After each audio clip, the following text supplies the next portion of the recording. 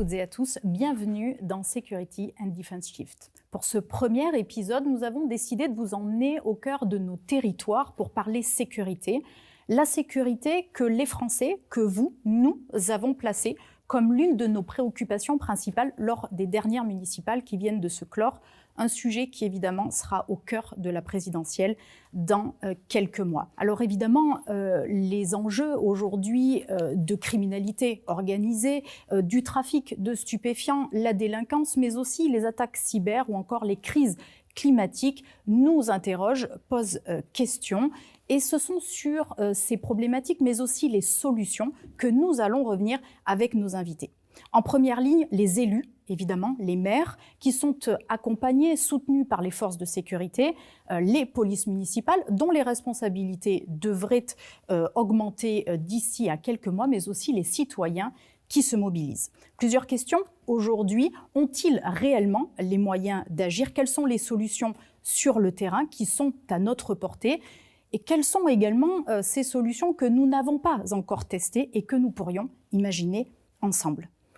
Une réalité, de nombreux défis, mais aussi des solutions et des moyens. On en parle avec les élus, les experts, les industriels et les représentants de l'État qui se sont mobilisés à nos côtés pour ce premier épisode de Security and Defense Shift. Notre premier invité, un homme d'action, de terrain, un homme de conviction et de décision, Richard Lizuré, conseiller municipal de Chartres à l'opposition, est avec nous. Richard Lizuré, merci d'être notre invité. Aujourd'hui, je l'évoquais, les Français ont placé la sécurité parmi l'une des préoccupations principales dans le cadre des municipales qui viennent de se clore. Est-ce qu'aujourd'hui, au-delà des chiffres, qui sont parfois à la hausse, parfois à la baisse, est-ce que selon vous, on a franchi un cap? Est-ce qu'aujourd'hui, la situation sécuritaire en France se dégrade réellement ou pas? Alors oui, elle se dégrade. Ce n'est pas qu'un sentiment, comme dirait quelqu'un. C'est une réalité qui est vécue par les Françaises et les Français sur le terrain. L'ensemble des habitants, notamment à Chartres, vivent finalement l'augmentation des violences aux personnes. C'est surtout ça qui est aujourd'hui en augmentation importante et quotidienne. Ces violences qui parfois reposent sur aucun motif, une violence gratuite, ou alors c'est des violences intrafamiliales qui ont toujours existé, mais c'est vrai qu'il y a aujourd'hui dans la société finalement des fractures, des difficultés à communiquer, des difficultés à dialoguer. Et effectivement, moi je sens qu'il y a un mouvement de fond qui fait qu'aujourd'hui, plutôt que de discuter, en fait, on en arrive rapidement au point, voire plus. Les armes blanches, on voit bien le nombre d'attaques à l'arme blanche, y compris dans les écoles, c'est-à-dire qu'il n'y a plus aucun périmètre qui soit sanctuarisé. Donc c'est inquiétant, et au-delà des chiffres, il y a cette réalité qui s'impose et à laquelle, évidemment, il nous faut répondre. Dans l'ensemble des territoires, que l'on parle de ruralité ou des villes et des centres urbains, il y a un sujet qui aujourd'hui préoccupe beaucoup les élus, les maires, c'est évidemment le trafic de stupéfiants. Comment est-ce que certains le disent, ils se sentent un peu démunis face à cela. Est-ce qu'on a les moyens, est-ce qu'ils ont les moyens d'agir aujourd'hui ou pas? Alors la lutte contre le narcotrafic, c'est une priorité évidemment gouvernementale, c'est des dispositifs qui ont été mis en place au niveau national, ça c'est très bien, mais c'est vrai qu'au niveau local, le citoyen a un peu de mal à voir la réalité des choses et la concrétisation finalement de tout ça. Et tout ça parce que, en partie, le maire, je rappelle, les élus ne sont pas responsables, ne sont pas compétents en matière de lutte anti-stupéfiants, ce que je trouve un peu bizarre. On ne peut pas à la fois décréter une priorité nationale et expliquer qu'une grande partie de la population, notamment les 30 000 maires, n'ont aucune compétence. Seules sont compétentes les forces de l'ordre. Après que les forces de l'ordre fassent des enquêtes judiciaires, évidemment, il ne s'agit pas que les élus puissent en faire, mais en tout cas, je pense qu'il faut davantage de responsabilité, davantage d'engagement au niveau local des élus, des polices municipales et de l'ensemble de la population pour lutter contre le narcotrafic du coin de la rue. Le point de deal, c'est l'occupation d'immeubles, c'est finalement le trouble à la tranquillité de la population et il nous faut impérativement être ensemble pour lutter contre ce phénomène. Vous l'avez souligné, les polices municipales, il y a aujourd'hui un projet de loi qui est en cours et qui prévoit une augmentation, si je puis dire, de leurs responsabilités. Est-ce que ça va dans le bon sens? Qu'est-ce que vous attendez de ce texte concrètement, les élus sur le territoire? Alors le texte est un bon texte, d'autant qu'il a été amélioré par le Sénat. Il est encore meilleur, effectivement, puisqu'il est sorti du Sénat avec un certain nombre d'éléments positifs, notamment les accès aux fichiers. Aujourd'hui, un policier municipal n'a accès à aucun fichier, ni personne recherchée, ni véhicule volé, ce qui est une anomalie. Et effectivement, le texte qui est sorti du Sénat remet les choses dans l'ordre. Alors, ce que j'espère, c'est que ce texte qui ensuite va arriver à l'Assemblée ne soit pas modifié à la baisse, et qu'enfin, lorsqu'il sera dans le circuit du Conseil constitutionnel et autres administrations, il ne soit pas dévitalisé. Parce que le danger, en fait, de notre République, c'est ça. C'est le législateur qui prend des décisions, conformes d'ailleurs à la volonté populaire, et derrière des administrations administrantes qui nous expliquent qu'en fait, les citoyens n'ont rien compris, que c'est un sentiment et que globalement, on va faire moins. Et donc, moi, ce que j'attends de ce texte, c'est d'une part qu'il soit voté en l'état et qu'ensuite, il soit appliqué et décliné en l'état. C'est pas gagné. Et qui respecte effectivement l'ensemble des travaux qui ont qui ont conduit à la réalisation et à la production de ce texte. Un autre projet de loi, c'est Riposte. Le ministre de l'Intérieur, Laurent Nunez, en a parlé. Il a évoqué notamment des moyens supplémentaires, un choc d'autorité. On parle également d'évolution réglementaire et puis l'utilisation d'innovations technologiques qui pourraient être au-delà des expérimentations actuelles. On irait donc plus loin. C'est d'ailleurs plutôt approuvé par les Français, ce recours aux technologies avec un certain contrôle. Est-ce que là aussi, c'est un texte qui va dans le bon sens ? Oui, c'est un texte qui va dans le bon sens. Le projet de loi Riposte est un bon texte, sous réserve qu'il soit effectivement voté à nouveau en l'état et que derrière, il n'y ait pas des administrations qui le dévitalisent. La lutte contre la délinquance au quotidien, c'est effectivement des nouvelles technologies sur lesquelles il faut continuer à travailler, sur lesquelles il faut, on prend l'exemple des drones, effectivement l'expérimentation sur les drones, la saisie d'un certain nombre de matériels, l'augmentation des amendes forfaitaires délictuelles, tout ça, ça va dans le bon sens. Alors je signale quand même que sur les amendes forfaitaires délictuelles, il ne s'agit pas que de les augmenter, il s'agit de les percevoir. Aujourd'hui, le taux de perception, il doit être en dessous de 20%. Donc vous pouvez mettre une AFD à 2 000 €, si personne ne la paye, globalement, ça ne sert à rien. Donc là aussi, c'est un enjeu d'exécution. Oui, et le diable est dans le détail. Mais il faut il y a un texte, il y a une volonté, je la reconnais. Maintenant, il faut que derrière, cette volonté soit déclinée au niveau local. Et on sait très bien que les équations politiques aujourd'hui ne sont pas très simples pour faire passer des textes de cette nature. Des outils technologiques utiles sur le terrain, il y en a. Quels sont ceux qui, selon vous, doivent être consacrés plus encore pour aider les élus, pour aider les forces de sécurité dans les différents territoires ?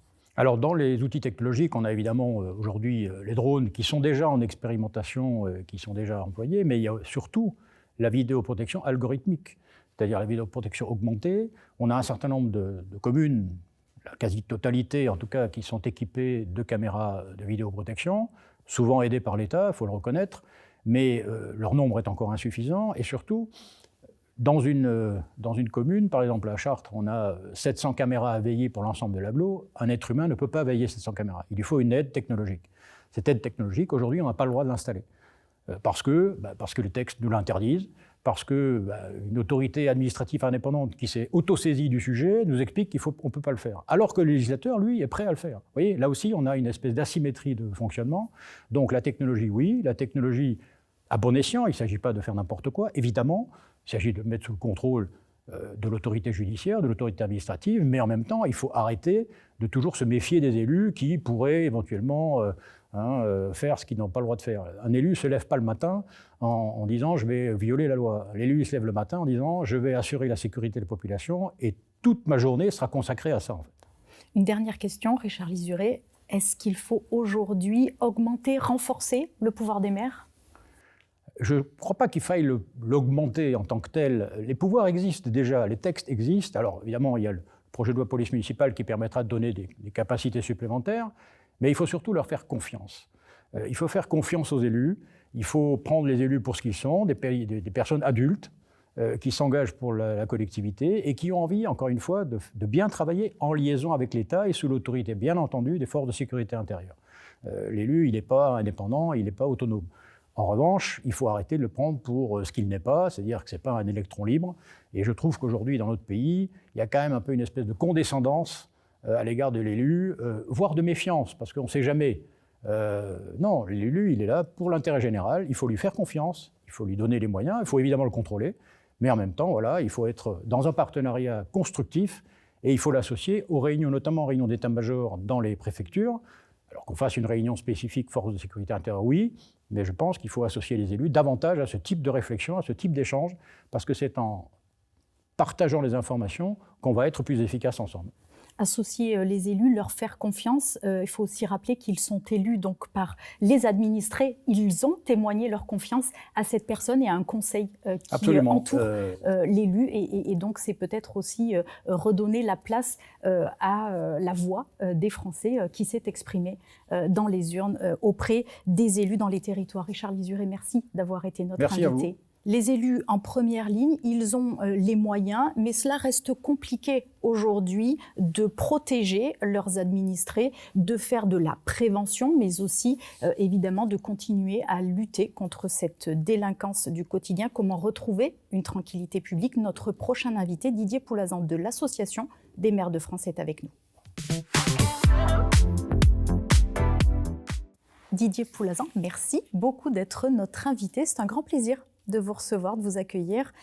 On parle évidemment de la sécurité, mais aussi de la prévention de la délinquance. On l'a dit, les élus, les maires sont en première ligne. Quels sont aujourd'hui, concrètement, les risques auxquels ils font face? L'enjeu, c'est vraiment d'aborder les questions de sécurité dans une approche territoriale. Le maire est le maire d'une commune, par définition. À certains moments, il y a des intercommunalités ou des regroupements de communes. Et on a donc un territoire qui est limité, c'est prévu comme tel, et le maire exerce ses prérogatives sur l'ensemble de ce territoire. À ce titre, lorsqu'il y a des problématiques de sécurité, le citoyen, en général, il va voir le maire. Et là, il va discuter de tous les sujets de sécurité. Et il aura du mal à comprendre que le maire lui dise non, c'est pas de ma compétence. Vous voyez bien que là, il y a un vrai hiatus. Et c'est exactement ce point, ce que vous évoquez, ce hiatus en particulier. Comment est-ce qu'aujourd'hui on peut y remédier? Est-ce qu'il y a des réflexions en cours? Parce que vous l'avez dit, Richard Lisuré, notre invité, l'évoquait aussi, élu de Chartres. Finalement, il n'y a pas de prérogative, si je puis dire, en matière de répression régalienne du maire. Et en même temps, on lui demande finalement d'être le garant, alors à la fois des transports, des lycées, où il y a évidemment une notion de sécurité pour les régions, et puis cette tranquillité publique appelée des vœux des citoyens, des Français que nous sommes. Est-ce qu'il y a des discussions? Est-ce qu'on peut faire évoluer cette situation? Alors, c'est peut-être un mal français, des discussions, je dirais qu'on en a plein. Je dirais même que le pouvoir livresque déborde de réflexion sur le sujet. Sécurité globale, continuum de sécurité, coproduction de sécurité. Tout ça, c'est forcément des choses importantes d'un point de vue conceptuel, sauf qu'aujourd'hui, il faut à la fois l'incarner et les mettre en œuvre. Donc concrètement, ça veut dire quoi? Ça veut dire que le maire, étant justement le réceptacle de ces problématiques de sécurité, étant un fin connaisseur de son territoire, il peut disposer aujourd'hui d'outils qui existent. C'est la continuité finalement de la police de proximité qui, d'une certaine façon, a toujours existé. Les zones de sécurité prioritaires, les quartiers de reconquête républicaine. Donc les outils existent. Ce dont il s'agit aujourd'hui, c'est de mettre en œuvre justement de façon concrète cette capacité à faire ensemble sur un territoire donné. Qu'est-ce qui nous manque alors pour passer à l'action? Est-ce que c'est plus de prérogatives? Je ne crois pas. Je pense que c'est un problème de culture. Je pense que c'est un problème de maturité. Je pense que c'est un problème, comme on dit en pédagogie, de l'art de la répétition. C'est un problème de la capacité à donner à connaître ce qui se fait, de montrer qu'à certains endroits, ça marche, tout en étant certain que de toute manière, le copier-coller ne marche jamais. Pourquoi? Parce qu'il faut s'approprier les problématiques locales. Et encore une fois, ce fil rouge, un territoire est singulier, le maire le connaît, il faut donc s'appuyer sur lui et sur ce qu'il peut mettre en œuvre avec les acteurs territoriaux de la commune, le cas échéant des policiers municipaux, pour travailler avec les autres acteurs de sécurité. Des solutions qui fonctionnent et dont on peut s'inspirer, mais qui doivent évidemment prendre en compte la particularité, la singularité des territoires que vous évoquez. Justement, quelles sont certaines des actions que vous avez pu voir, que vous voyez que les différents maires de l'Association des maires de France font remonter, qui fonctionnent, qui font leurs preuves aujourd'hui? Mais ce qui fonctionne de façon générale, c'est tous les dispositifs qui permettent de mettre autour de la table des acteurs pour qu'ils puissent réfléchir ensemble à une résolution d'une problématique identifiée. Ça peut être un contrat local de sécurité et de prévention de la délinquance, ça peut être aussi ce que propose la police nationale avec les groupes de partenariat opérationnel, qui du coup invitent plus qu'incitent un maire et le cas échéant son coordinateur prévention sécurité ou son directeur de police municipale à travailler de concert avec les forces de sécurité intérieure, en l'occurrence police, mais aussi bailleur social, responsable des transports, pour pouvoir œuvrer ensemble à cette question. On a un problème, on l'a identifié, on met en place une méthode pour pouvoir traiter de ce problème, on voit comment on la met en œuvre et ensuite on mesure les effets et on voit si ça marche ou pas. De cette façon, on peut éradiquer aussi des points de deal. Il y a évidemment ce qui se passe en France, mais aussi en Europe. Et là, il y a des projets, il y a des programmes qui sont assez intéressants. Encore une fois, il ne s'agit pas de les prendre et de les transposer chez nous, mais ça peut évidemment nous inspirer, susciter des idées. Alors évidemment, Amsterdam, Rotterdam sur la lutte contre les trafics, il y a des choses assez intéressantes.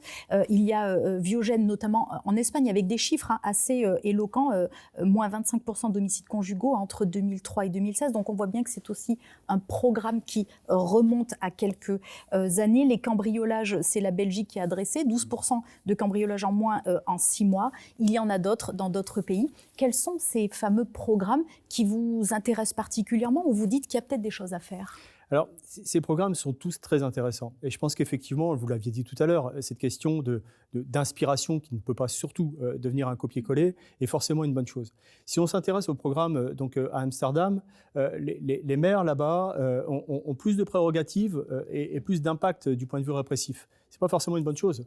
Un maire étant à proximité donc, de ses administrés, s'il est trop visible au niveau de la répression, ça peut aussi avoir des conséquences. Et on l'a vu avant les élections municipales, des maires, pour certains d'entre eux, se sont fait incendier leur voiture, se sont fait agresser. Il y a aussi, est-ce qu'on peut faire un lien direct, un dispositif pour le coup très français qui marche pas mal du tout, mais qui est encore à titre expérimental, avec seulement 30 communes en 2 ans qui ont été mises en œuvre. Je parle d'un dispositif qui s'appelle Limits. C'est limiter l'implication des mineurs dans le trafic de stupéfiants. On parle bien de trafic de stupéfiants. Ce sont des mairies qui répondent à un appel d'offres de la MULDECA. Il y a un guide qui sort en ce moment sur justement la prévention à la conduite addictive. Et qu'est-ce qui se passe à Dijon ? Éligible au dispositif Limits, il y a un collège qui s'est fait cramer. Est-ce qu'on doit faire un lien direct ? Je ne sais pas. Toujours est-il qu'il y a toujours, si j'ose dire, une action et une réaction par rapport aussi au fait qu'on a des emprises territoriales. Il faut bien comprendre ça. Donc l'enjeu pour un maire, quels que soient les projets sur lesquels on travaille, c'est à la fois de s'en inspirer, mais si on prend en compte les enjeux de notre pays, c'est le paradoxe, c'est qu'il doit y avoir une stratégie de pilotage national tout en développant une capacité de faire au niveau local. Et là, un dispositif comme celui en Espagne est très intéressant.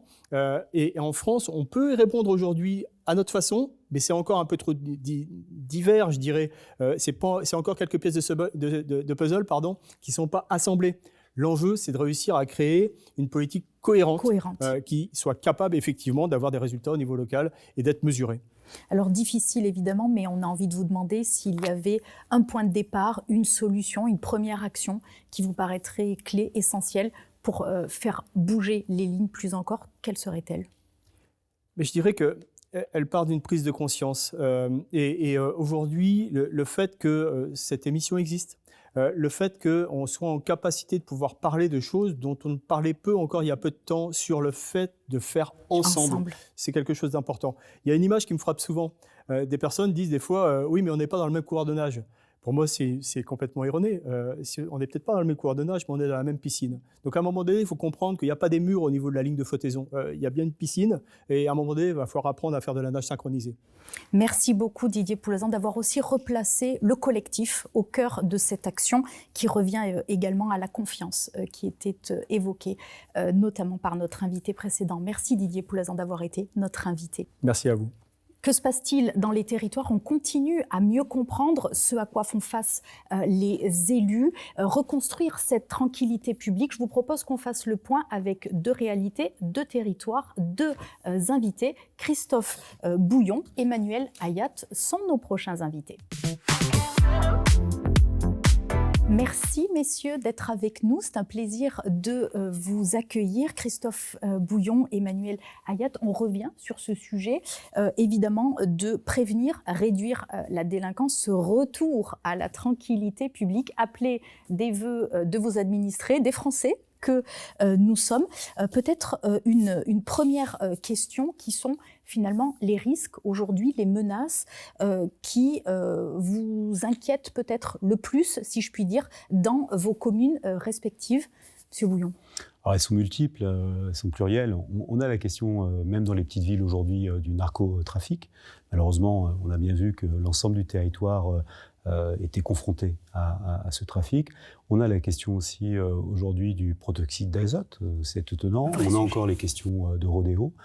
L'été arrive et malheureusement, ça signifie dans beaucoup de communes des comportements sauvages, d'une certaine manière, en tout cas, qui mettent en danger un certain nombre de personnes là-dessus. On a aussi sans doute parfois des questions de rassemblement qui peuvent exister ici ou là. La vérité, c'est qu'on n'est jamais à l'abri aujourd'hui et qu'on doit être toujours sur le qui-vive. Et c'est vrai qu'on a aussi le développement de trafic, en tout cas de menaces qui pèsent aujourd'hui à travers les réseaux. On a beaucoup de personnes qui se font arnaquer, par exemple, notamment des personnes âgées qui sont aujourd'hui des cibles pour beaucoup de délinquants ou de personnes qui veulent s'en prendre à leurs biens et parfois aux personnes. Donc on doit être toujours sur le qui-vive et toujours avoir un temps d'avance. Si je prends l'exemple du numérique, par exemple, les arnaques, soit par le biais de l'ordinateur ou d'autres, eh bien, aujourd'hui, ça explose. Et si on n'est pas préparé à cela, eh bien, on ne peut pas accompagner nos administrés dans le domaine de la prévention pour leur dire « faites attention ». Vous pouvez vous faire avoir d'une certaine manière assez facilement. Tous les territoires, quels qu'ils soient, sont concernés. Emmanuel Ayat, est-ce qu'à Saint-Germain-en-Laye, on a les mêmes risques? Est-ce que ce sont les mêmes préoccupations de l'élu que vous êtes? Alors nous avons certains risques que vous venez de citer. En particulier, un risque, ce sont les vols par effraction qui sont de plus en plus dans l'Île-de-France et notamment dans les Yvelines, à Saint-Germain-en-Laye et dans les villes aux alentours, sont des villes qui attirent. Et depuis quelques années, nous avons une recrudescence des vols par effraction. Alors, entre 2024 et 2025, on a réussi à réduire de 31% ces cambriolages sur le territoire de Saint-Germain-en-Laye. On est ville terminus du RER A, on est une ville, encore une fois, qui attire. Donc, il faut qu'on fasse attention et on y remédie avec une stratégie globale avec la police nationale. Alors justement, vous énoncez un chiffre, une baisse de 31%. Je pense que c'est plutôt très valorisant et beaucoup de communes finalement aimeraient pouvoir en dire autant. Comment vous êtes parvenu à ce résultat? Alors c'est une coopération. On a mis tout le monde autour de la table depuis déjà plusieurs années, avec la police nationale, la police municipale. On fait de la prévention beaucoup aussi au niveau de la population parce qu'on essaye de faire un peu bouger les choses au niveau des habitants, c'est-à-dire qu'on va les inciter à avoir des alarmes, à télécharger une application qui s'appelle Voisins Vigilants, qui fonctionne très bien. On a un partenariat avec eux qui nous permet, dès qu'il y a une alerte sur Voisins Vigilants, c'est relié directement à notre centre de supervision urbain. On a la chance d'avoir une police municipale à Saint-Germain-en-Laye de 50 agents armés, 7 jours sur 7, 24 heures sur 24. On a un réseau très étendu de vidéoprotection, plus de 150 caméras. Tout ça, ça permet de réduire au maximum. Mais aujourd'hui, on a encore une quinzaine de cambriolages par mois, ce qui est beaucoup. Et donc, nous continuons. On a également, il y a quelques années maintenant, créé une brigade équestre. Alors, ça peut paraître anodin. Le samedi après-midi, si vous vous baladez à Saint-Germain-en-Laye, vous voyez les chevaux patrouiller. Mais ça permet aussi à nos 2 agents de police municipale de pouvoir avoir une vue assez dégagée dans les quartiers résidentiels et ça fonctionne très bien. Donc il y a les chevaux de la police nationale et ceux de la police municipale qui coopèrent sur cela. Un travail, encore une fois, on le voit, un collectif sur le terrain. Christophe Bouillon, alors je vous ai vu acquiescer parce qu'évidemment, réunir les acteurs autour de la table, dialoguer, faire en sorte que les actions soient concertées, cohérentes, c'est évidemment ce que vous mettez aussi en œuvre. Quelles sont les solutions, les éléments, les actions qui aujourd'hui portent leurs fruits que vous pourriez partager avec nous? Alors c'est essentiel en effet de coopérer. D'abord parce que personne ne comprendrait qu'on se renvoie la balle, pour le dire assez simplement. Donc il y a une coopération avec la gendarmerie nationale de tous les jours au quotidien. Il y a un travail aussi avec les différents acteurs comme les bailleurs sociaux par exemple, comme la communauté éducative. On a la chance d'avoir un CLSPD, un comité local de sécurité et de prévention de la délinquance. On a la chance, par ce biais aussi, d'être très en amont, parfois, de phénomènes qu'on voit apparaître. On pratique le dispositif Tranquillité Vacances. On a aussi déployé la vidéoprotection. Aujourd'hui, c'est essentiel. On atteint le chiffre de 360 caméras pour une petite ville de 12 000 habitants, ce n'est pas rien. On va bientôt avoir un centre de surveillance urbain. On travaille fortement aussi avec les enseignes parce qu'on est dans une ville où vous avez une zone commerciale qui représente à peu près 2500 emplois. Il y a 5 millions de personnes qui viennent tous les ans consommer. C'est 220 enseignes, donc on a des enjeux de sécurité très importants. Vous l'imaginez, des vols à l'étalage, des vols à la roulotte, par exemple. Mais aussi, on essaye de travailler comme vous le faites à Saint-Germain-en-Laye, sur des dispositifs un peu innovants. Et on profite de l'occasion qui existe en Seine-Maritime d'avoir, c'est l'initiative de la gendarmerie nationale, une brigade des aînés. Racontez-nous, une brigade des aînés. Et bien, concrètement, ils ont fait appel à des gendarmes à la retraite qui ont envie de continuer malgré tout à agir pour le bien commun. Et donc, ils se déploient à travers le territoire à la demande des collectivités pour faire des actions de prévention, notamment sur les arnaques, par exemple.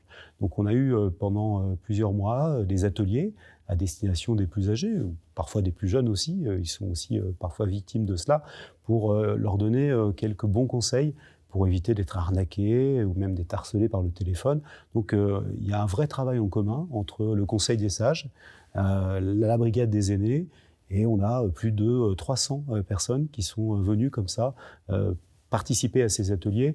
Et ça donne des idées, j'ai envie de dire, parce qu'il faut encore une fois avoir un coup d'avance, mais s'appuyer sur les bons acteurs. Il ne s'agit pas de dire « moi je sais » tout seul, mais s'il y en a d'autres qui savent mieux que soi, on les réunit et on fait en sorte de les faire travailler ensemble. Être à l'écoute pour des dispositifs innovants et puis encore une fois toujours au service, au bénéfice de vos administrés. Est-ce que ça les rassure, les habitants de Saint-Germain-en-Laye, de Barentin? Est-ce que vous les sentez plus rassurés avec les dispositifs que vous mettez en place? Est-ce que vous le percevez? Ce qui les rassure, c'est quand on agit. C'est-à-dire quand on ne reste pas les bras croisés. Ce qui les rassure, c'est quand on travaille avec les autres, quand il y a une bonne coopération entre la gendarmerie nationale et la police municipale, oui, par exemple. Perçoivent. Voilà. Ce qui les rassure, c'est quand on a un coup d'avance, quand on met en place des dispositifs qui correspondent à ce qu'ils vivent à un moment donné. C'est-à-dire qu'on ne leur envoie pas simplement sur ce qu'on a fait avant, mais sur ce qu'on est prêt à faire dans le temps présent et même dans l'avenir. Ce qui les rassure, c'est la vidéoprotection. C'est indéniable aujourd'hui, à condition qu'elle soit efficace. On évoque aujourd'hui le dispositif LAPI, c'est-à-dire la lecture des plaques d'immatriculation. La loi va permettre qu'on puisse le faire, et c'est essentiel dans nos communes parce qu'on peut contribuer concrètement à faire en sorte qu'on ait un taux d'élucidation, c'est important, qui se développe, qui soit plus fort. Pourquoi c'est important le taux d'élucidation? Parce que justement, c'est ça qui rassure. Si vous avez, c'est le cas dans ma commune, la gendarmerie a un taux de 57%. Eh bien, ça envoie un message concret, c'est-à-dire que l'enquête, ça marche. Les dispositifs qu'on met en place, ça marche. Et ça rassure. Parce que si vous mettez en place des caméras et qu'il n'y a aucun résultat, parce qu'on ne peut pas exploiter les images, parce que personne ne s'en sert d'une certaine façon, on aura fait tout ça pour rien. Si vous avez un taux d'élucidation qui s'améliore, et si concrètement vous montrez que l'action produit des effets, c'est ça qui rassure. On l'aperçoit, on continue et on est avant tout là pour faire de la proximité. Vous disiez tout à l'heure, voilà, quand il y a un méfait, quand il y a quelque chose, moi j'appelle tout de suite la personne qui a eu un problème. Et ça rassure déjà d'avoir un lien direct, on se met à la place de la personne. Vous êtes à leur côté. On est à leur côté. Récemment, on a un quartier qui a été touché par 3 cambriolages.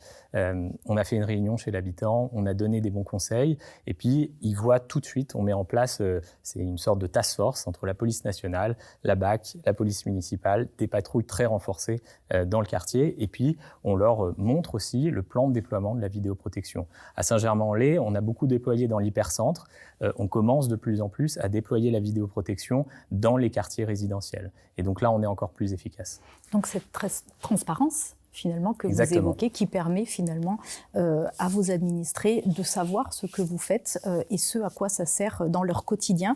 Une dernière question, messieurs, faut-il donner plus de pouvoir aux maires? Alors il faut donner sans doute plus de pouvoir et en même temps plus de moyens d'exercer ces pouvoirs. Un pouvoir sans moyens ne sert à rien, et je pense qu'on va vers la déception d'une certaine manière. Donc il faut aussi que chacun soit dans son rôle.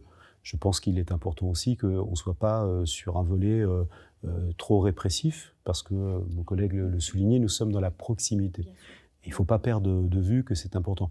Mais nous agissons aussi dans plusieurs domaines. Élus locaux que nous sommes présents sur le logement, sur l'éducation, sur la culture, sur le sport.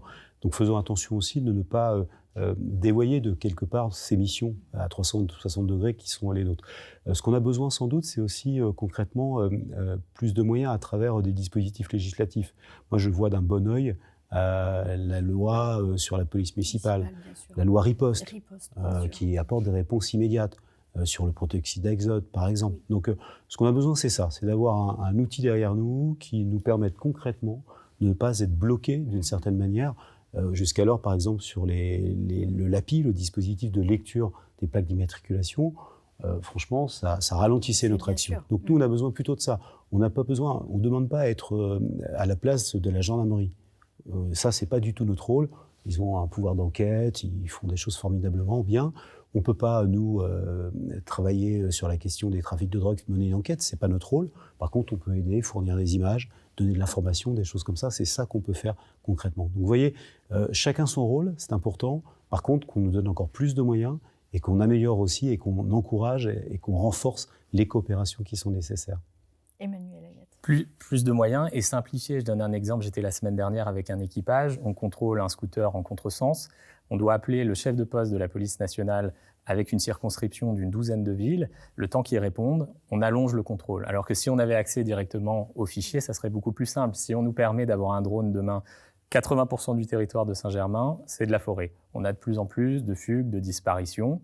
On envoie un drone avec une caméra thermique, ça règle beaucoup plus rapidement. Donc c'est être plus efficace pour intervenir encore sur plus de choses. Et donc vous attendez évidemment beaucoup de cette loi, ces textes qui viennent d'être évoqués, puisque effectivement le renforcement des responsabilités de la police municipale, l'usage des drones avec des expérimentations qui vont au-delà de ce qui est fait aujourd'hui sont dans ces textes, et puis ce choc d'autorité qui est aussi appelé par le ministre de l'Intérieur. Merci beaucoup messieurs d'avoir été nos invités, c'était un plaisir de vous accueillir dans notre émission. Merci beaucoup. Merci. Merci. Au-delà de la préservation, de la tranquillité publique, il est aussi question évidemment de résilience. Que fait-on au niveau national? Quel rôle pour les collectivités? Notre prochain invité, Jean-Christophe Erard, est avec nous pour en parler. Jean-Christophe Erard, merci d'être notre invité. On va parler avec vous d'un certain nombre de risques et notamment des inondations, des catastrophes, un certain nombre de choses assez imprévisibles qui appellent évidemment à la résilience de l'ensemble de la nation et des collectivités qui évidemment est le sujet de notre émission. Quelle est aujourd'hui, qu'est-ce qu'on retrouve dans cette stratégie nationale de résilience que vous portez au niveau du SGDSN ? Alors, tout d'abord, il faut rappeler que la stratégie nationale de résilience, c'est le deuxième objectif stratégique de la revue nationale stratégique. Que vous avez porté. Alors, la revue nationale stratégique, pour vos téléspectateurs, c'est le plus haut document de planification de l'État en matière d'analyse des risques et des menaces du pays. Donc, ça part de cette analyse. Malheureusement, je ne vais pas vous remonter le moral en vous disant que depuis quelques mois, quelques années, on constate plutôt une dégradation de l'ensemble des indicateurs, qu'il s'agisse de la géostratégie avec un conflit aujourd'hui en cours en Europe, les tensions au Moyen-Orient, mais aussi d'un grand nombre d'autres secteurs, qu'il s'agisse des risques naturels, des risques technologiques, les incendies, les feux de forêt, ou la cyber, comme ça a été évoqué par d'autres intervenants précédemment, ou bien encore la désinformation, qui sont des sujets qui viennent heurter la cohésion nationale. Et donc, à partir de cette analyse, il y a une autre analyse qui est celle de nos forces et de nos faiblesses pour faire face à tous ces risques. Et on en déduit 11 objectifs stratégiques. Le premier, depuis que la France est une puissance dotée de l'arme nucléaire, c'est la dissuasion. Et pour la première fois dans l'actualisation de 2025, le deuxième objectif stratégique est la stratégie nationale de résilience, qu'on peut résumer en deux formules: assurer la continuité de la vie de la nation, c'est-à-dire qu'en cas de perturbation, que l'ensemble des réseaux d'électricité, de télécom, de transport, que les hôpitaux, que les entreprises puissent continuer à fonctionner avec des stocks stratégiques suffisants, avec des approvisionnements suffisants. Et puis deuxièmement, que l'ensemble des citoyens soient des partie active à la résolution de la crise, parce qu'une crise, ce n'est pas juste la police ou l'armée qui va venir la régler, mais c'est l'ensemble de la société qui doit y faire face. Et pour faire le pendant avec votre problématique territoriale, il y a un très fort enjeu pour les collectivités territoriales, tout simplement parce qu'on le voit avec l'ensemble de vos intervenants. Chacun d'entre eux est en proximité. Et si l'on veut que les stratégies se concrétisent, il ne suffit pas de les concevoir aux invalides dans un beau bureau, il faut s'assurer qu'elles se déclinent réellement sur le territoire, et les collectivités territoriales, de par leurs compétences et de par leurs fonctions, ont un rôle absolument essentiel. Un rôle à jouer, ça a été rappelé aussi par les élus qui sont à nos côtés dans cette émission. Ils ont besoin de moyens. Est-ce qu'il y a des moyens qui sont mis à leur disposition pour œuvrer dans le sens de cette stratégie nationale de résilience? Alors, il y a aujourd'hui énormément de documentation en appui théorique qui est à leur disposition, ce qui est un grand progrès. Quand on regarde tout ce qui a été publié depuis 2 ans, on voit que On a vraiment fait un pas de géant, donc c'était là aussi nécessaire. Et puis, naturellement, l'État, avec ses moyens déconcentrés, en particulier au niveau des préfectures, est là pour accompagner les mairies dans l'établissement de leurs plans communaux de sauvegarde, dans la préparation d'exercices, dans tout ce qui fait le déploiement réel de cette stratégie. Vous avez parlé d'exercices à l'instant pour anticiper. Rien de mieux finalement que de se préparer. Ça fait l'objet aujourd'hui d'un certain nombre d'exercices. Alors il y a notamment Le Havre ou encore La Rochelle qui sont des exemples. Est-ce qu'on peut en dire un mot de ces exercices? Ils ont porté sur quoi? Est-ce que la population, vous l'avez rappelé, a aussi un rôle à jouer? Est-ce qu'elle était impliquée dans ces exercices? Oui, alors, dans les deux cas, ce sont des exercices de nature différente, mais qui sont à chaque fois dans le cadre des exercices que chaque département, que chaque préfet pilote dans son territoire, en lien avec l'ensemble des acteurs. C'est ça qui est important pour revenir, ce que je disais, sur la proximité, sur l'efficacité. Et alors, au Havre, c'était un confinement, simulation d'un nuage toxique et donc une population d'un quartier qui a dû rester dans ses logements. Et c'était le contraire à La Rochelle, c'était une évacuation, puisqu'il était simulé une forte remontée de la mer sur la ville, et donc impliquant des déplacements de population.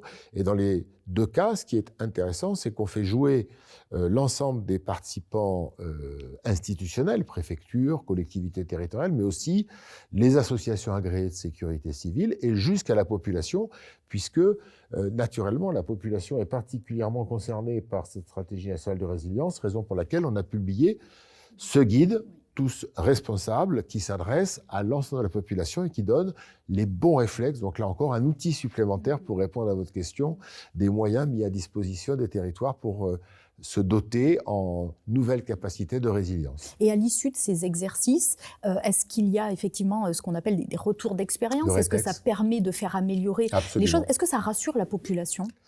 Alors, est-ce que ça rassure la population? Elle n'est pas vraiment associée au rétex. En revanche, ça fait beaucoup progresser et la compréhension des sujets. C'est-à-dire que quand vous avez des exercices comme Havre ou La Rochelle, c'est une bonne couverture médiatique et donc ça participe à la communication et au partage de ces questions de résilience avec l'ensemble de la population concernée.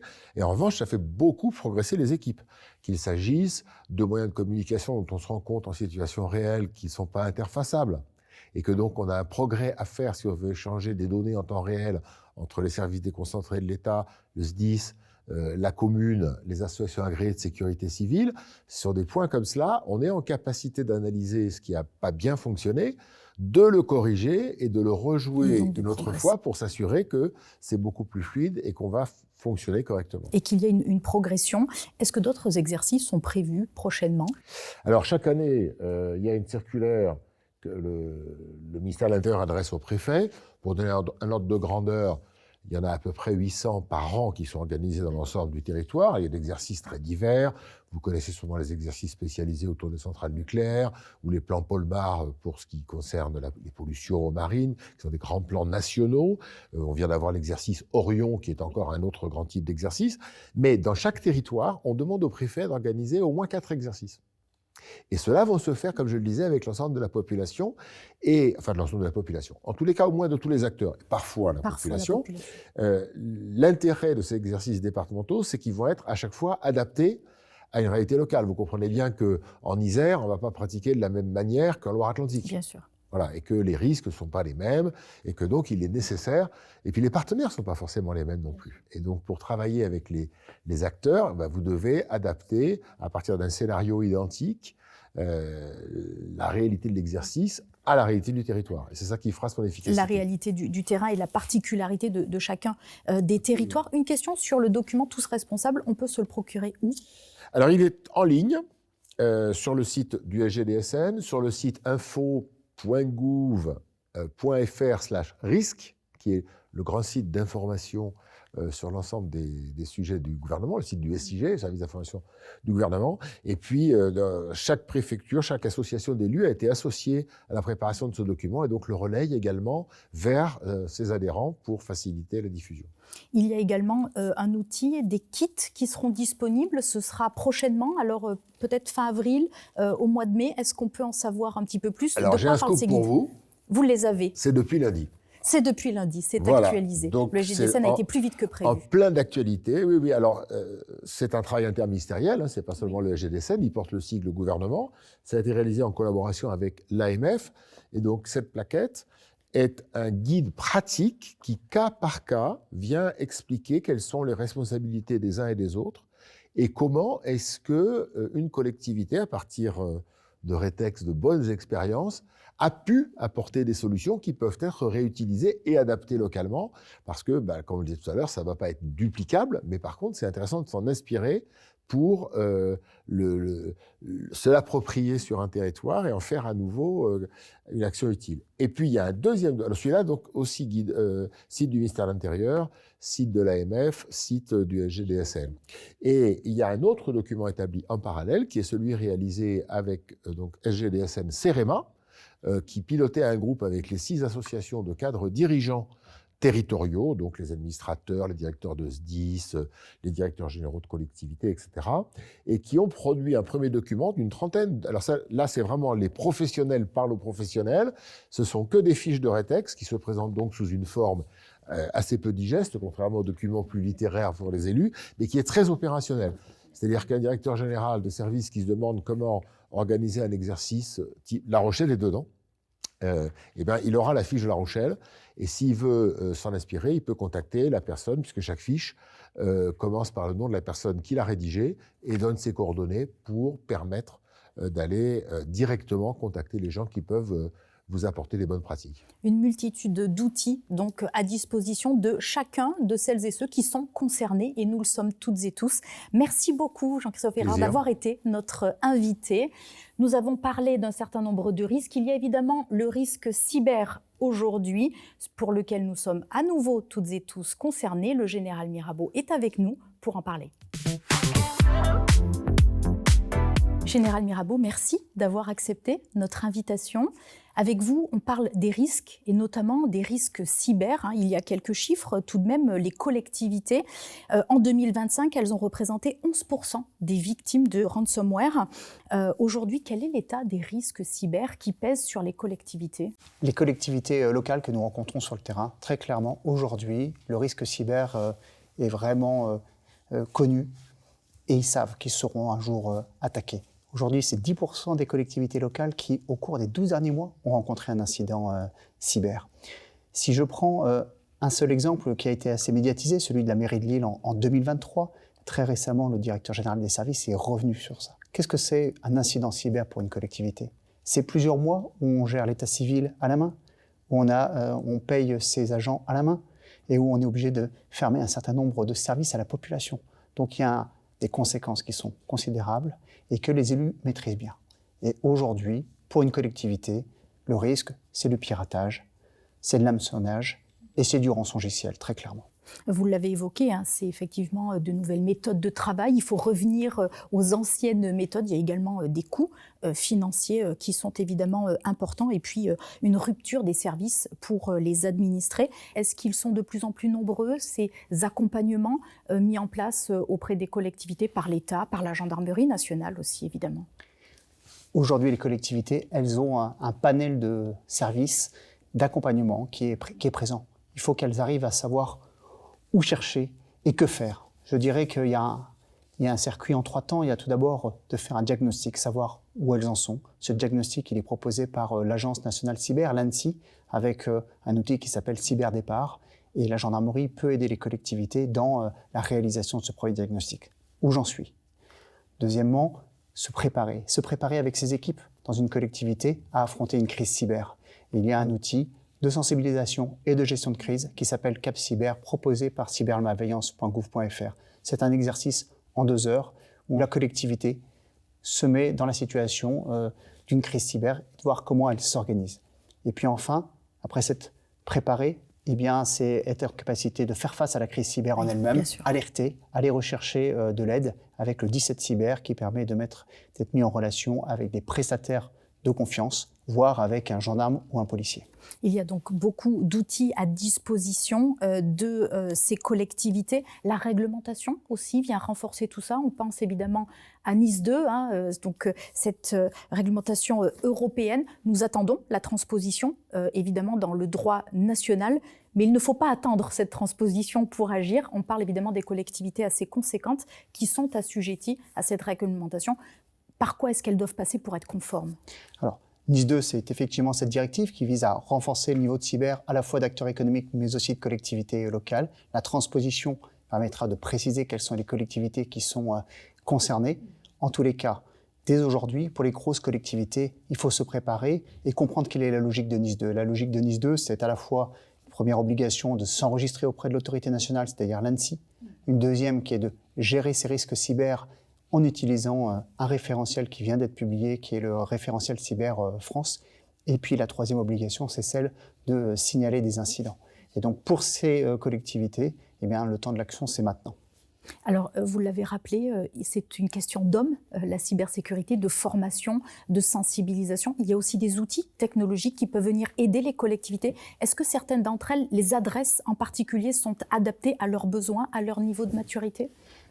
Oui, il y a bien évidemment les produits qui sont proposés par l'ANSSI, mais qui exigent une certaine maturité, sans doute pour les plus grosses collectivités, mais peut-être ce qui nous intéresse ici, c'est plutôt les plus petites collectivités. Et là, je dirais qu'il y a deux grands outils principaux. C'est tout d'abord la labellisation Expert Cyber par le GIP ACIMA, qui permet dans chaque territoire d'aller rechercher des prestataires de confiance.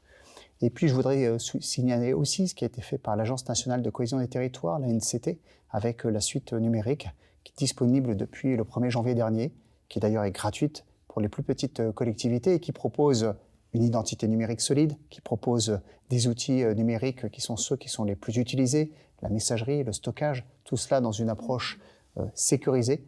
Et donc, c'est véritablement, on le voit, des choses qui sont adaptées aux collectivités pour avoir des premières briques qui sont des premières briques solides. On a parlé des risques cyber avec vous, mais évidemment, j'ai envie de vous demander, puisque la gendarmerie nationale couvre plus de 70% du territoire national et vous êtes engagé au-delà de la dimension cyber auprès des élus pour les accompagner dans ce retour à la tranquillité publique. Comment est-ce que vous aidez justement les élus dans cette mission ? Oui, 2026, c'est une année importante avec ces élections, donc de nouveaux exécutifs, de nouveaux contacts pour chacune des brigades de gendarmerie. Nous faisons en sorte que face à chaque maire, il y ait un référent élu. Et donc, il faut reconstruire cette relation et puis accompagner au quotidien les élus dans leurs réflexions, dans les dispositifs en matière de sécurité et de tranquillité publique. Nous pouvons leur proposer des diagnostics, des audits de sûreté qui sont gratuits et qui sont réalisés par des experts en matière de sûreté, ce qu'on appelle des référents sûreté de la gendarmerie. Nous les accompagnons aussi dans la gestion des incivilités. Nous avons déjà formé plus de 27 000 élus avec une méthode qui a été mise au point par le GIGN pour finalement les aider dans leur quotidien, dans leurs relations qui parfois sont un peu tendues.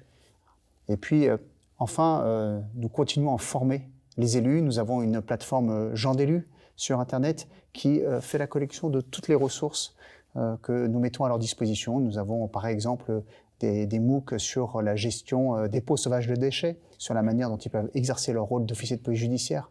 Bref, on le voit, un besoin finalement de les aider parce que souvent nous avons les mêmes questions reviennent et nous faisons en sorte d'être au quotidien auprès d'eux.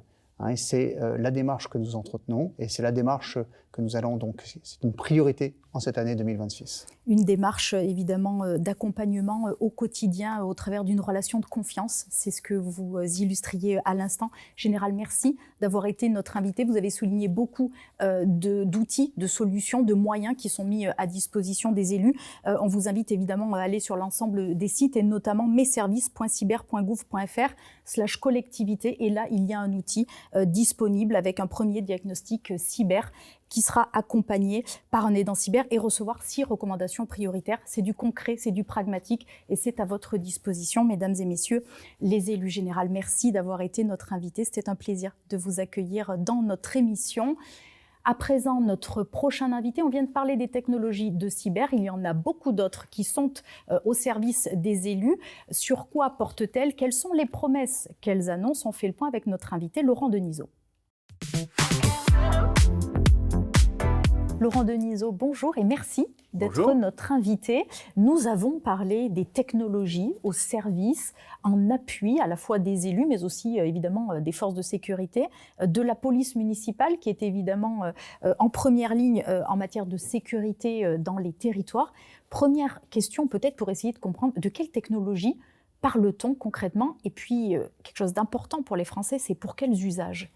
Mais vous savez, les technologies, ce n'est pas nouveau. Elles sont mises en place dans les territoires depuis de nombreuses années. L'enjeu aujourd'hui, c'est de savoir marier et de savoir utiliser correctement ces technologies. On peut évidemment parler de vidéo, on peut parler de moyens de communication, aujourd'hui les drones, Oui. demain l'intelligence artificielle. Donc l'enjeu est de savoir comment utiliser toutes ces technologies pour arriver à ce que chacun espère, c'est-à-dire ce que les militaires appellent la supériorité de l'information, c'est-à-dire faire en sorte que élus, acteurs dans les CSU, acteurs de terrain puissent communiquer ensemble au travers d'une sorte de réseau social dédié au métier de la sécurité. C'est là le véritable enjeu. Donc c'est disposer de la bonne information le plus tôt possible, parce qu'on sait souvent que dans ces différentes opérations, chaque minute compte, que ce soit évidemment pour prévenir ou pour intervenir, réagir. On parle, vous l'avez souligné, la vidéoprotection, c'est important. Il y a la question de l'intelligence artificielle qui arrive aujourd'hui, qui suscite parfois des débats. Expliquez-nous concrètement à quoi ça sert et comment ça marche. Alors l'intelligence artificielle appliquée à ces questions de sécurité, c'est extraire à partir de signaux vidéo, mais pas que, des informations pertinentes comme par exemple un regroupement de personnes, comme une détection d'événements anormaux, et c'est alerter au plus tôt les responsables de la sécurité pour intervenir vite. Alors il est vrai que cette question d'intelligence artificielle peut choquer, peut être un frein à l'adoption de ces technologies. Aujourd'hui, l'enjeu, c'est de bien utiliser ces technologies, de ne pas transgresser les questions de reconnaissance faciale, parce que personne n'en veut, mais c'est d'utiliser à bon escient ces technologies sans ne rien concéder aux questions d'éthique et de gestion de l'identité. Finalement, ce que vous dites là, c'est ce qui est plébiscité par les Français, parce que quand on dit que ça suscite parfois des débats un peu passionnés, quand on regarde des études récentes qui ont été publiées, les Français finalement sont plutôt favorables, voire même très favorables à l'utilisation de ces technologies, avec évidemment un encadrement, un contrôle qui paraît tout à fait légitime. Finalement, c'est ce qui est fait. Donc il n'y a pas vraiment de débat à l'utilisation de ces technologies. Disons qu'il y a un débat sociétal qu'il convient d'apaiser.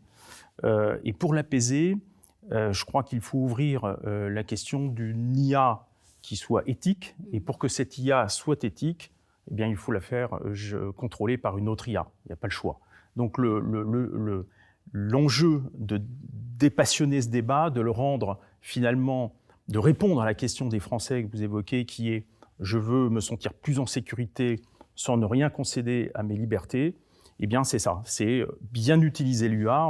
Si on regarde le Conseil constitutionnel, il a validé il y a quelques semaines le renouvellement de la loi JO 2030 qui perdurera jusqu'en 2027, dans un cadre extrêmement limité.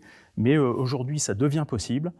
Il faut simplement rassurer le grand public qui n'est pas forcément au fait de toutes ces technologies, et surtout permettre qu'un regard, finalement, sous forme de contre-pouvoir, soit porté sur ces questions.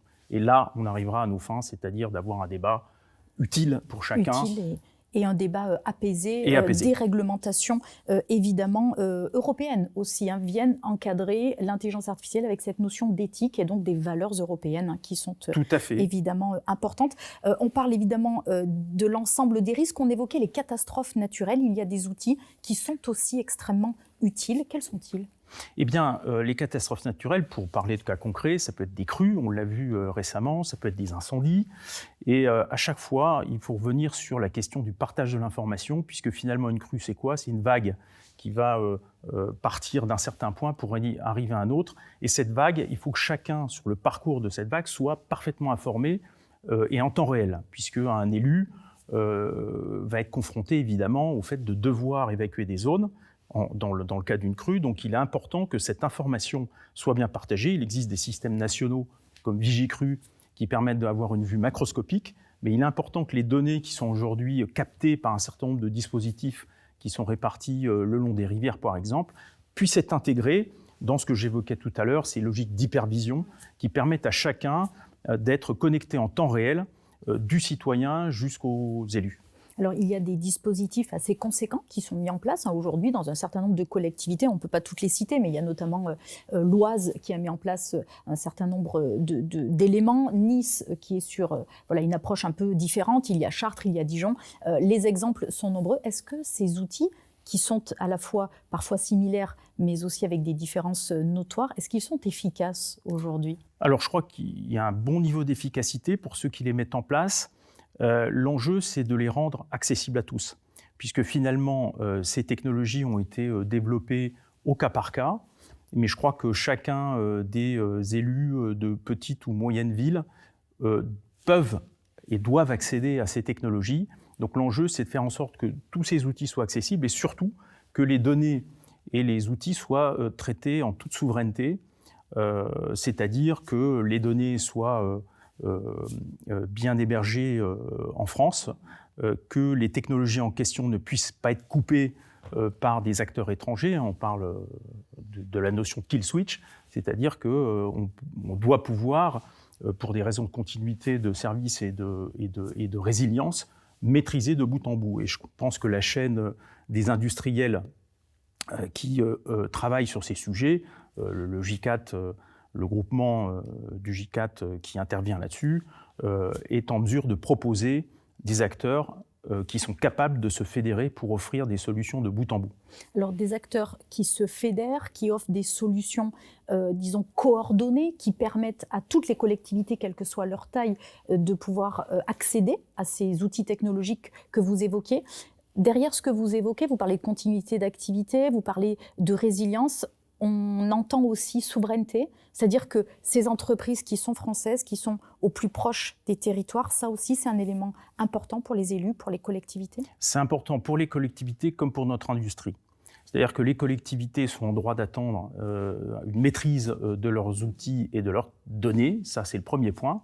Mais je crois que la collectivité nationale a raison d'investir, et l'État a donné l'exemple récemment avec la démarche Microsoft vers Linux. Je pense que ce signal-là est excellent et doit motiver chacun des acteurs à mieux s'organiser pour fournir ces solutions de bout en bout. En France et en Europe, on est parfaitement capable d'offrir ces solutions-là. Il suffit de faire confiance finalement à l'écosystème. Merci beaucoup Laurent Denisot, merci d'avoir été notre invité et de clore cette séquence sur un thème, un point central qui a été évoqué depuis le début de cette émission, la confiance et la force du collectif. Merci Laurent Denisot d'avoir été notre invité. Je vous remercie. Recréer de la confiance et de la proximité, c'est aussi ce que vous propose Red Aventure Organisation. Je ne sais pas si vous connaissez cette association qui œuvre maintenant depuis plus de 30 ans sur le terrain, qui recrée les liens entre la police et la population au travers de ces journées Prox, et c'est partout en France, au travers du sport, de l'échange et du dialogue. Cette année, 21 dates pour vous retrouver. Il y a plus de 300 professionnels engagés, 245 000 jeunes rencontrés sur les 10 dernières années. Alors, on ne va pas pouvoir toutes les citer, mais évidemment, c'est en ligne, vous pouvez les retrouver. Je le disais, 21 dates dans plusieurs villes de France, Compiègne, Chambéry, Angers, Metz, Cergy, Arles, Besançon et bien d'autres. Ce sera du 23 avril au 20 mai. Le rendez-vous est pris. Sécurité du quotidien, catastrophe ou encore cybermenace, vous l'avez vu, vous l'avez compris. Aujourd'hui, nos territoires connaissent de multiples crises et elles surviennent en même temps. Vous l'avez vu aussi et vous l'avez compris, je l'espère, nous avons les moyens d'agir et les acteurs sont mobilisés sur le terrain. Élus, entreprises, industriels, experts sont tous mobilisés pour agir, pour retrouver une certaine tranquillité publique et assurer la sécurité dans l'ensemble de nos territoires, quelles que soient leurs particularités. Nous arrivons à la fin de notre émission Security and Defense Shift. C'était un plaisir de vous avoir à nos côtés pour ce premier épisode. Merci évidemment à nos invités. J'espère que cette émission aura apporté des éléments de réponse, d'éclairage pour vous permettre de mieux comprendre les problématiques auxquelles nous ferons face et de mieux comprendre également les moyens que nous avons à disposition pour agir ensemble. Merci d'avoir été avec nous. Je vous donne rendez-vous très bientôt pour notre prochain épisode. Prenez soin de vous.